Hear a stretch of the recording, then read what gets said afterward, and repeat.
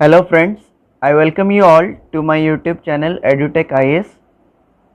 Today we are going to discuss about United Nations Environment Program. Short information for you all before starting the video. I have tried to explain it in a very lucid way. If you find the video informative, do like and subscribe the channel.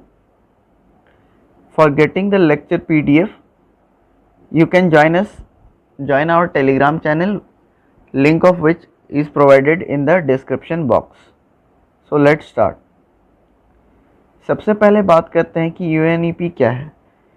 UNEP, United Nations Environment Program, is a international environmental authority. It is an international environmental authority which is engaged in establishing a global environmental agenda. Global environmental agenda है, इसका मतलब कि सभी के लिए all over the world, and promoting the efficient implementation of environmental dimension of the United Nations Sustainable Development Program. United nation का sustainable development programme है जिसके अंदर में 17 गोल्स भी हैं. उन 17 गोल्स वेरियस चीज़ से रिलेट करते हैं, हंगर से, एडुकेशन से, क्लाइमेट चेंज से. तो जो कुछ भी इन्वायरमेंट से रिलेटेड है, इन 17 में से जितने सारे गोल इन्वायरमेंट से रिलेटेड होंगे उन पे ये UNEP नज़र रखेगा और उनको एफिशिएंटली इम्प्लीमेंट करेगा ताकि 2030 तक हमारे ये जो सस्टेनेबल डेवलपमेंट गोल्स हैं ये अचीव हो जाए. तो UNEP का यही काम है, एक इंटरनेशनल इन्वायरमेंटल अथॉरिटी है. इसके बारे में और देखते हैं. तो बात करते हैं ये कब हुआ, कब बना, कैसे बना. देखिए 1972, in 1972 United Nations conference on human environment, it is also known as Stockholm conference, इस नाम से ये ज़्यादा फेमस है. ये कॉन्फ्रेंस हुआ था. देखिए 1972 से पहले इन्वायरमेंट को लेके जागरूकता बहुत कम थी, लोगों के बीच में ज़्यादा जागरूकता नहीं थी. 1972 के बाद धीरे धीरे लोग इन्वायरमेंट डिग्रेडेशन के बारे में समझने लगे कि उसके भी बचाना ज़रूरी है. तो ये कॉन्फ्रेंस हुआ था और इस कॉन्फ्रेंस में the conference led to adoption of Stockholm declaration हुआ. इसमें जो हम लोग डिक्लेरेशन किए, Stockholm declaration, it is also known as declaration of human environment, ये डिक्लेरेशन हुआ है. और इसी कॉन्फ्रेंस से हमारा ये निकल के आया UNEP. The conference also resulted in the formation of a management body for this concern. अब इतना सारा हमारा डिक्लेरेशन है, कुछ कंसर्न्स हैं उसको मैनेज करने के लिए, तो उससे निकल के आया यूनाइटेड नेशन इन्वायरमेंट प्रोग्राम. ठीक है, ये इसकी हिस्ट्री रही, वहाँ से ये निकल के आया है. इसका हेडक्वार्टर है नायरोबी, जो कि केनिया में है. ठीक है. It depends upon voluntary contribution for 95% of इस फंडिंग. तो इसको फंडिंग कहाँ से मिलती है, तो वॉलेंट्री कंट्रीब्यूशन होता है, मतलब किसी पे कोई जोर ज़बरदस्ती नहीं है. जो भी कंट्रीब्यूट करना चाहे अपनी मर्ज़ी से कंट्रीब्यूट करते हैं और 95% पैसा इसे वहीं से मिलता है. अब देखते हैं इसका फोकस एरिया क्या है. तो ये क्लाइमेट चेंज बहुत बड़ा टॉपिक है. क्लाइमेट चेंज इन्वायरमेंट पे बहुत इफेक्ट डालता है, तो इस पे फोकस करता है. इकोसिस्टम मैनेजमेंट इसे भी देखता है. जितने सारे टॉपिक देखिए इन्वायरमेंट से रिलेटेड है. Disaster and conflict, environmental governance, ठीक है, कि अलग अलग कंट्रीज़ में कैसे इन्वायरमेंट को प्रोटेक्ट किया जाए, रिसोर्सेज का एफिशिएंटली यूज़ कैसे किया जाए, ओवर यूज़ नहीं करना है, सस्टेनेबल और एफिशिएंटली यूज़ करना है. Chemical and waste, environment under review, ये सारे फोकस एरिया हैं जहाँ पे ये काम करता है. यहाँ पे यूनाइटेड नेशंस एनवायरनमेंट प्रोग्राम का हेड ऑफिस, हेडक्वार्टर जो दिख रहा है, ये हेडक्वार्टर है, ये है नायरोबी केनिया में. ठीक है. एक बार पिक्चर में इसलिए डाल रहा हूँ कि पिक्चर से शायद आपको याद ज़्यादा हो पाए अच्छे से, पिक्चर देखने से, visual. United nation environment assembly. देखिए असेंबली, हम सब स्कूल जाते हैं, स्कूल में असेंबली होती है, कुछ उसी प्रकार से आप समझिए एक पार्लियामेंट टाइप की असेंबली है जहाँ पे पीपल असेंबल होते हैं। तो यूनाइटेड नेशन, मैं इसका पिक्चर आपको तुरंत दिखाऊंगा स्लाइड के बाद। United Nations environmental assembly UNEP का गवर्निंग बॉडी है। This is the governing body of UNEP, ठीक है, which is said to be the world's highest decision making body on environment. और इसको बोलते हैं world's highest decision making body on environment. मतलब ये एक ऐसी असेंबली है जहाँ पे यूएनईपी के सारे लोग, सारे मेंबर जो है वो आते हैं, यहाँ इकट्ठा होते हैं और डिस्कस करते हैं कि हमें पॉलिसीज़ क्या बनानी है, कैसे बनानी है, वो सारा। और फिर ये decision making, highest decision making body है, गवर्निंग बॉडी। तो ये कब कब मिलते हैं? It meets once in 2 years, 2 साल में एक बार मिलते हैं। और वो अपना प्रायोरिटीज़ रखे हैं for international environment policies and develop international environment laws, यही सब काम करते हैं।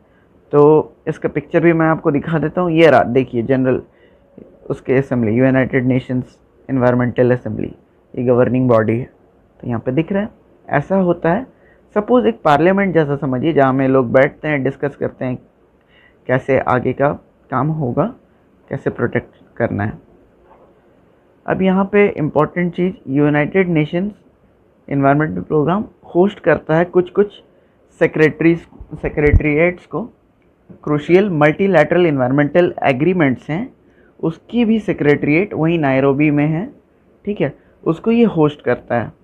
ये इसलिए होस्ट करता है, कोऑर्डिनेशन अच्छा बना रहा है। तो ये एग्रीमेंट हम एक एक करके देखेंगे, इसके बारे में डिटेल में इस वीडियो में नहीं बताऊंगा।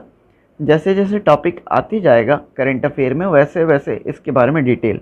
एक होता है convention on biological diversity, CBD, Rio submit के बाद ये बना था, 1992 का रियो सबमिट, उसके बाद ये फिर बना है। तो उसका भी जो सेक्रेटरीट है उसको होस्ट करता है। उसके बाद convention on international trade sites बोलते हैं शॉर्ट में, CITES, international trade in endangered species of wild fauna and flora. तो इसका जो हेडक्वार्टर है, इसके जो सेक्रेटरीट है, इसे भी होस्ट करता है। बस आप नाम याद रखिएगा, the Minamata convention on mercury, the Basel Rotterdam and Stockholm convention, Vienna convention for protection of ozone layer, और मॉन्ट्रियल प्रोटोकॉल भी है ओजोन लेयर के प्रोटेक्शन के लिए। तो इनके भी सेक्रेटरीट, यानी कि इनके ऑफिसेज हैं जिनको ये होस्ट करता है, वहीं पे ऑफिस भी बने हुए हैं जहाँ पे ये नायरोबी में UNEP का है। The convention of migratory species, ये सारे न्यूज़ में आते रहता है, इनके बारे में बहुत डिटेल में बात करेंगे लेकिन इस वीडियो में नहीं। The Carpathian convention, the sub regional treaty to foster, क्यों बनाया गया है? Sustainable development and protection of Carpathian region, Europe largest mountain Carpathian mountain है, वहाँ उस रीजन में सस्टेनेबल डेवलपमेंट है और उस रीजन को प्रोटेक्ट करने के लिए कन्वेंशन है। वैसे ही कन्वेंशन बामाको कन्वेंशन भी है, जो कि अफ्रीकन्स जो हैं वो प्रोहिबिट करते हैं कि हमारे अफ्रीका में हजार्डस वेस्ट कोई आके डंप ना करे, और उसके लिए हजार्डस वेस्ट ताकि इंपोर्ट ना हो, उसके लिए कन्वेंशन बना हुआ है, बामाको कन्वेंशन। तेहरान कन्वेंशन है protection of marine environment of the Caspian sea, Iran Caspian sea के बगल में पड़ता है, तो वो वहाँ के मरीन इन्वायरमेंट को प्रोटेक्ट करने के लिए ये तेहरान कन्वेंशन है। तो अभी जस्ट आप कन्वेंशन के नाम एक बार बस सुन लीजिए, आपको याद रखने की उतनी ज़रूरत नहीं है, जैसे जैसे न्यूज़ में आते जाएगा आपको याद अपने आप हो जाएगा। अब UNEP कुछ अवार्ड्स भी देता है, तो कौन कौन से अवार्ड्स हैं इसके बारे में देखते हैं। चैम्पियन ऑफ द अर्थ, ये पहला अवार्ड है जो UNEP प्रोवाइड करता है। Champion of the earth award is the highest environmental honour, ये हाईएस्ट इन्वायरमेंटल ऑनर है। UN environment is also a founding partner of, कौन से अवार्ड का? Seed award. ये जो सीड अवार्ड है इसका भी ये फाउंडिंग पार्टनर है UNEP को ही शॉर्ट में यहाँ UN इन्वायरमेंट लिख दिया है। विथ सपोर्ट्स इनोवेटिव, तो ये सीड अवार्ड क्या सपोर्ट करता है, small scale and locally driven entrepreneur जो हैं वो जब अपना प्रोजेक्ट बनाएंगे तो अपने प्रोजेक्ट में सोशल और इन्वायरमेंटल बेनिफिट्स के बारे में कितना ध्यान रखते हैं बिजनेस मॉडल।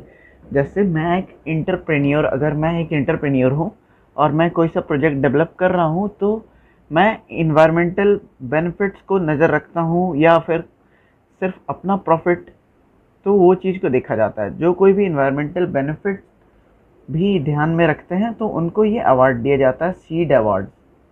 ठीक है।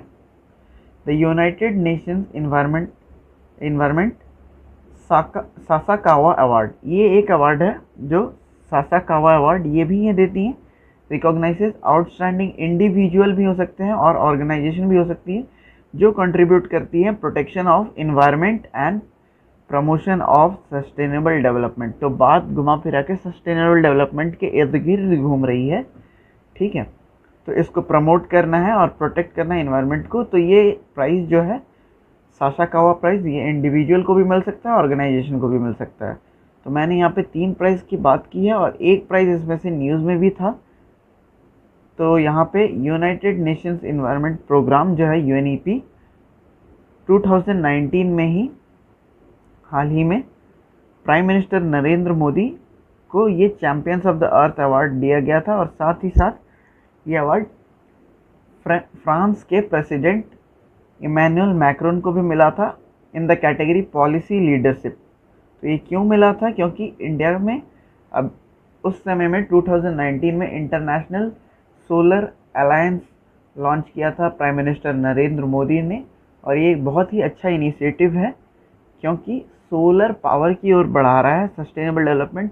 हम कोल का कम यूज़ करेंगे और सोलर पावर का ज़्यादा यूज़ करेंगे तो सस्टेनेबल डेवलपमेंट की तरफ, इन्वायरमेंट को बचाने की तरफ, तो इसलिए अवार्ड दिया गया था।